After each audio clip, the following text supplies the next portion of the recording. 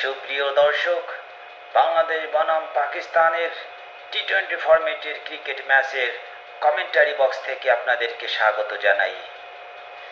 দর্শক, আপনারা উপভোগ করছেন অত্যন্ত দর্শক নন্দিত, দর্শক বিমোহিত, দীর্ঘদিনের লালিত স্বপ্নের সেই ঐতিহাসিক মুহূর্ত। আপনারা উপভোগ করছেন ক্রিকেটের সেই super paradise moment, beautiful moment, excellent moment. চারিদিকে শুধু দর্শক অভিবাদন, দর্শক করতালি। আমরা কিন্তু লক্ষ্য করতে পারছি ক্রাউড এঙ্গেজমেন্ট, দর্শক সমাগম কিন্তু হই হুল্লোড় আর চিৎকার ছড়িয়ে দিচ্ছে মাঠের চারপাশে। দর্শক, ম্যাচের ইন্ডিং মোমেন্ট টাইমে ম্যাচের পর্যালোচনা ভিত্তিক আলোচনা নিয়ে আমি মোহাম্মদ রাসেল হুসাইন আছি আপনাদের সঙ্গে। দর্শক, আপনাদেরকে মনে করিয়ে দিতে চাই, দীর্ঘ 10 বছর পর এই টি-20 ফরম্যাটে বাংলাদেশ ক্রিকেট দল পাকিস্তান ক্রিকেট দলকে পরাজিত করতে সক্ষম হলো। আজকের এই ম্যাচে যিনি সবচেয়ে বেশি সুপার ট্যালেন্ট দেখিয়েছেন, যিনি সবচেয়ে বেশি সুপার নক খেলতে সক্ষম হন, যার ব্যাটের রানের সুবাদে কিন্তু বাংলাদেশ জয় নিশ্চিত হয়, সেই তরুণ উদীয়মান শক্তিমান তারকা বাংলাদেশ দলের ওপেনিং ব্যাটসম্যান, নির্ভরযোগ্য ব্যাটসম্যান পারভেজ হুসাইন ইমন।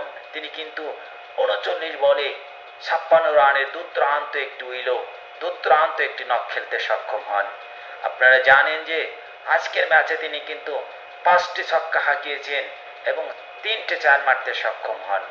অসাধারণ বিউটিফুল টাচ দিতে সক্ষম হন। ম্যাচের মোমেন্ট টাইম নিজেদের পক্ষে ক্রিয়েট করতে সক্ষম হন। তিনি কিন্তু আজকে কনভিন্সিং ব্যাটিং, নান্দনিক ব্যাটিং, দর্শক নন্দিত ব্যাটিং করতে সক্ষম হন। তিনি কিন্তু সুপার টাচ, উইলো এবং বলের বিচার বুদ্ধি বিশ্লেষণ করে খেলতে সক্ষম হন। সুপার এক্সিলেন্ট পারভেজ হুসাইন ইমন, তিনিই হবেন কিন্তু বাংলাদেশ দলের ওপেনিং এর কাণ্ডারি। তার উপর ভর করেই কিন্তু ভবিষ্যতে বাংলাদেশ এভাবেই জিততে থাকবে, এমনটি প্রত্যাশা করছি।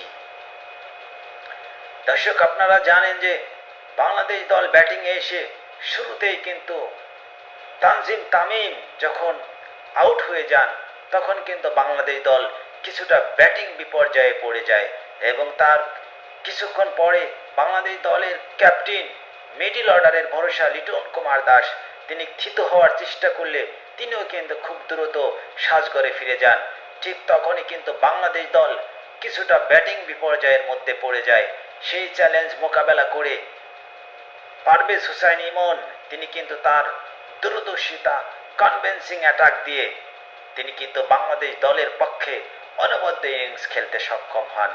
সুপার টাচ দিতে সক্ষম হন পারভেজ হুসাইন ইমন এবং বোলিংয়ে দুর্দান্ত কামব্যাক করেন the king of the bowler Mustafizur Rahman. আপনারা জানেন যে মুস্তাফিজুর রহমান তিনি কিন্তু বিশ্বনন্দিত, বিশ্ববিখ্যাত সেই আইপিএলে তিনি কিন্তু বোলিং ডিপার্টমেন্টে লিডারশিপিং করে থাকেন। ব্যাটিংদেরকে তিনি কিন্তু শাসন করতে থাকেন। সেই মুস্তাফিজুর রহমান আজকে আরো একবার পাকিস্তানি ব্যাটসম্যানদেরকে শাসন করলেন। তিনি কিন্তু 4 ওভারের বিনিময় 2টি উইকেট এবং 6টি রান দিতে সক্ষম হন, যা কিন্তু টি-20 ফরম্যাটে সর্বনিম্ন রান হিসেবে কিন্তু আজকে ইতিহাসের পাতায় নাম লেখাতে সক্ষম হলেন দ্য মুস্তাফিজ, দ্য কিং। সাবাশ বাংলাদেশ। দর্শক, আপনাদেরকে আরো একবার মনে করিয়ে দিতে চাই, সর্বশেষ 10 বছর পরে বাংলাদেশ দল এই টি-20 ফরম্যাটে পাকিস্তান দলকে পরাজিত করতে সক্ষম হলো। এই মিরপুর প্লেগ্রাউন্ডে 2015 সালের এপ্রিল মাসে কিন্তু বাংলাদেশ দল এই টি-20 ফরম্যাটে পাকিস্তান দলকে পরাজিত করেছিল। দর্শক, ভালো থাকুন, সুস্থ থাকুন। সবাইকে ধন্যবাদ জানিয়ে, বাংলাদেশ দলকে আরো একবার সাধুবাদ জানিয়ে এখানে আমি আমার এন্ডিং মোমেন্ট টাইম ক্রিকেটের পর্যালোচনা শেষ করছি। সুস্থ থাকুন, ধন্যবাদ।